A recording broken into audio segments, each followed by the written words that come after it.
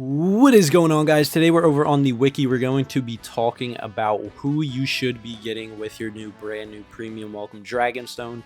If you guys aren't aware, this brand new stone is from one of the stone packs that you can buy. It came with the version Z update. It comes with 100 stones as well as this and some other stuff like training items and all that. I'll throw that up on the screen right now. I believe it is $25, so very good price for what you're getting. You're basically getting a free LR along with 100 stones, which is kind of unheard of. Usually 100 stones is like anywhere from like $30 to $50, so 25 bucks is a steal. And then the other one is, I believe, 50 stones you get for like $4 or $5. That is a complete steal. I would honestly suggest buying that no matter if you spend stones or not. But if you don't, you're missing out. But if you do, definitely go ahead and grab that. So we're going to go over which unit you should be grabbing with the premium welcome dragon stone. We're going to start from the character you should not be grabbing, and then move all the way up to the person that I think you should be grabbing. Obviously, all these are subject to opinion. You guys may like a certain unit more than others, and you guys may pick a unit because you don't have them. But basically, this is for if you do have all the units and you're just going for dupes or whatever. This is who you should grab. So starting it off, we have Rose. I'm putting, what is there, 5 to 6 characters? Okay, I'm putting Rose in 6th. I believe all of these LRs are from 2019 and 2020, so at this point they are fairly old. As you guys know, EZAs are coming out for LRs. I believe we're getting a Majin Vegeta one coming out later this month on the 28th, I want to say. I'll have a separate video on that. But you never know when a LR will get EZA, and Rose is definitely LR that needs one. So he's going to be Future Saga Elite, Key +4, 130 to attack and defense, or Extreme Int type Key +4 and then 100% to attack and defense. It greatly raises defense and causes colossal damage on Super. Same thing, but mega colossal damage on the Ultra Super. And then his passive, he gets a 66% boost to attack and defense. He gets an additional attack +6% each time Key rises by 1, up to 120%. And then he gets Key +2 with each final blow delivered up to 6 Key. He also recovers 6% HP at the end of the turn in which attack was received. So his attack can definitely get up there, but as you guys can see, other than the defense buff he gets from Super, he doesn't really have too much defense, which is kind of what he's lacking. He does have a rage mode where he causes destructive damage. He receives an additional Key +1 per Key Sphere obtained, and attacks effective against all type, and he also will not take any damage in rage mode. So there is that, but honestly, like I said, he needs an EZA. He came out in July of 2020, so definitely outdated at this point. He does have some pretty good, his categories are okay. He's got Realm of Gods, Batara, Kamehameha, Inhuman Deeds. Not the greatest ones, but definitely not the worst. And then his links, he's got Big Bad Bosses, very good link, Fierce Battle, Kamehameha, Super Saiyan. So decent link set there. So by no means are any of these units bad. I'm just ranking them based on their counterparts who are in this. But moving on, next up in the 5th spot, we have the Miracle Making Super Saiyan Goku. He's going to be Super Saiyan's category Key +4 and then a 130 to HP attack and defense. Super attack greatly raises defense and causes colossal damage to enemy. And then his Ultra Super attack causes mega colossal damage to enemy and lowers attack and defense and Seal Super attack. His passive will be 59% to attack and defense. He randomly changes Key Spheres of a certain type to Rainbow Key Spheres, plus an additional Key +2 per Rainbow Key Sphere obtained, attack and defense +7% per Key Sphere obtained, plus an additional attack +7% per Super Saiyan's category ally, attacking in the same turn. So the reason I put Goku above Rose is mainly because of his passive. So he's more key sufficient than the Rose. He does get the key change as well as additional key per Rainbow Key Sphere obtained. And then he can stack attack and defense with Key Spheres obtained, which is something that Rose didn't have. He has a slightly higher boost of 7% to attack and defense, but that's nothing crazy. And he also lowers attack and defense and seals on super attack, which is very useful in some events. He has good link skills as well. He's in a couple good categories, so definitely will put him over Rose. I think these two units are definitely lacking the most. The Goku is definitely more viable than the Rose, but to be honest, they're both outdated. They're both going to need a little pep in their step in the future. I apologize, I'm like losing my voice. But moving on, we have the into Legendary Reborn GODKU. This is still a very decent unit, definitely can be used. I actually just recently pulled him in a video. I believe it was from the Step Up banner. So if you guys want to check that out, that is on the channel. But anyways, he's Pure Saiyans or Hybrid Saiyans category Ki +4, 130% to HP attack and defense. Greatly raises attack and defense for 1 turn and causes colossal damage to the enemy on Super. And then on Ultra Super, he raises attack and defense for 3 turns and then causes mega colossal damage to the enemy and greatly lowers defense. His passive, he's going to get a 77% boost to attack.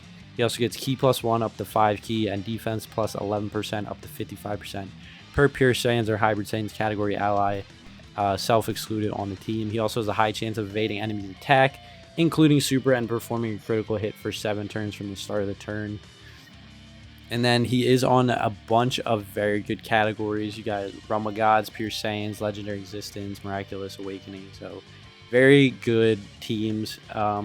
His link skills aren't the greatest, but they're definitely not bad at all. He's got Over and Flash, Shattering the Limit, Kamehameha, all that jazz. But the reason I put him over the previous 2 was because of the fact that he can raise attack and defense for 3 turns on Ultra Super attack. And he also gets a defensive buff depending on what team you're running him on. So Pure Saiyans and Hybrid Saiyans, he'll get that defensive buff up to 55%, as well as the chance of evading and critting for 7 turns from the start of the turn. So definitely a very viable unit still in today's day and age. He doesn't compare to the LRs that are coming out now, but he can definitely still hold his own, which is not bad at all. So he is in the 4th slot. The 3rd slot, we have Tech BROLY. I was kind of iffy between him and Kale and Khalifa. Kale and Khalifa is in the 2nd slot, as you guys will see. But BROLY is Resurrected Warriors category Ki +4, 130 HP attack and defense. He's also Extreme Tech type Ki +4, 100% to HP attack and defense. His super attack causes colossal damage and lowers defense, and then his ultra causes mega colossal damage and greatly lowers defense.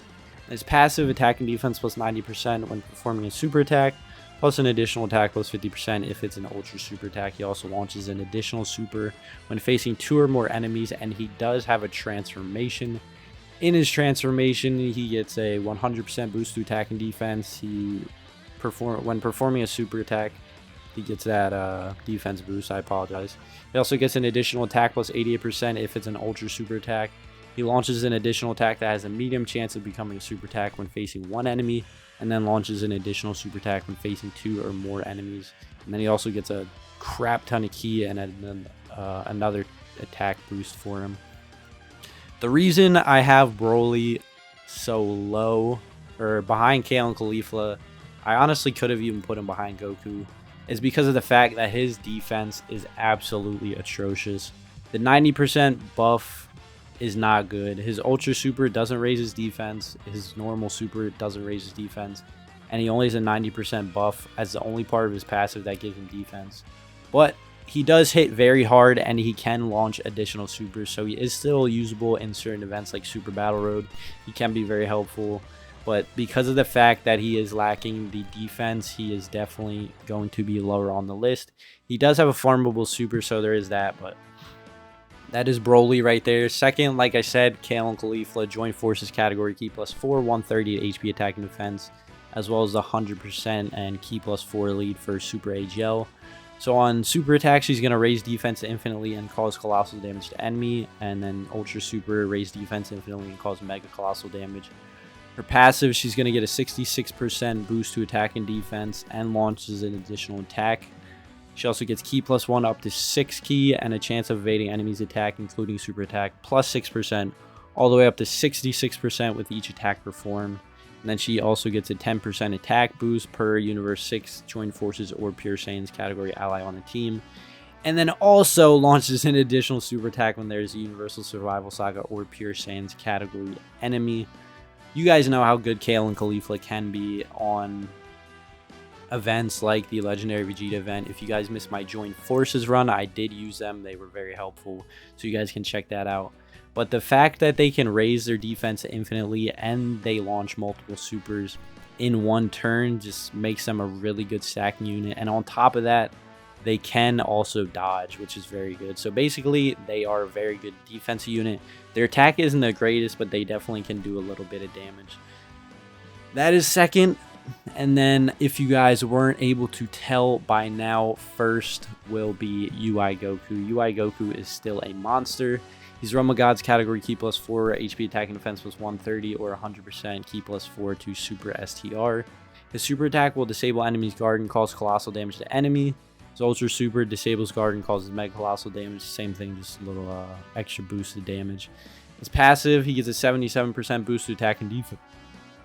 Excuse me, I apologize. Like I was saying, 77% boost to attack and defense. He has a great chance of evading enemies' attack, including super, for 7 turns from the start of the turn, and a high chance of evading enemies' attack, including super, starting from the 8th turn. He also gets an additional key plus 1 up to 7 key, and attack and defense plus 11% up to 77%, with each attack evaded, including super. So he doesn't raise defense or attack on or anything on his super attacks, but the fact that he can dodge and he does get defensive boost and attack boost from dodging is very good. So from turn 1 to 7, you'll have a medium chance, a great chance of evading, and then 8 on, you'll have a high chance. And then you'll also build up that defense, which makes him very, very good. He also has a great link set. He's got TOP, Over in a Flash, Fierce Battle, Prepared for Battle, Kamehameha. And then he's on a ton of good teams. Realm of Gods, Goku's Family, Legendary Existence, Rep Universe 7, Miraculous Waking, Powerful Comeback. And on top of that, he does have a farmable super as well.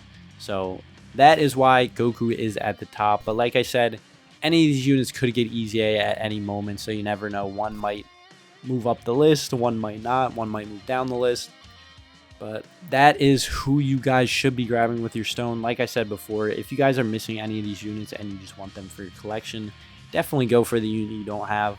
None of these units are like game breaking. They're not going to take you from like being able to barely beat events to beating every event, but they'll definitely help you out for some events. But UI is definitely the way to go if you guys do purchase the pack and get the premium welcome Dragonstone. But other than that, I believe that is it for the video. If you guys missed my previous video today, I did upload my summons on the legendary banner for LR Jin Nemba, so you guys can check that out. I will link that down below in the description. If you enjoyed and you're new, you enjoy Dokkan news, gameplay, I can't even think, or summons, consider going down there and hitting that subscribe button. And drop a like while you're down there if you guys enjoyed the video, found it helpful. It would be greatly appreciated. It would show me you guys are enjoying the content. Other than that, I hope you guys have a blessed rest of your night, and I will see you guys in the next video. I'm out. Peace.